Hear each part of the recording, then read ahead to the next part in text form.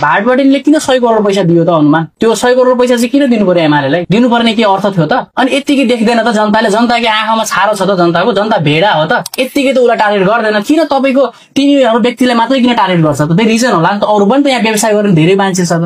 किन तपाईको कान्तिपुर मिडियाले मात्रै टार्गेट गर्छ त?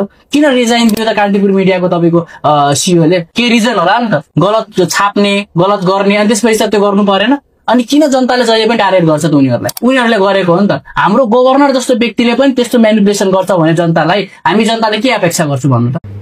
गाइज मलाई चाहिँ भाटभटिनी सुपर मार्केट चलाएकोमा खुसी नै लागेको छ, कान्तिपुर चलाएको पनि खुसी नै लागेको छ हैन। किनभने भाटभटिनीको त्यो के भन्छ, त्यसले चाहिँ एमाले पार्टी कार्यालय बनाउन जग्गा किन्देको, अर्बौंको जग्गा किन्दै सक्नेले उस्तै राम्रो मन भए, राम्रो सोच भए त गरिब जनतालाई दिन सक्थ्यो होला नि त। कति गरिबको घर छैन, कतिको केही छैन हैन। त्यो पार्टी कार्यालय अर्बौंको खर्चले त स्वयं घर बन्छ नि त हैन। त्यो गरेको चाहिँ राम्रो लाग्थ्यो, दुःख लाग्थ्यो। त्यो गरेको छैन, भ्रष्टाचार गरेर पुरा नेतालाई पोसेको छ, के को दुःख लाग्थ्यो? सही गरेको, सही।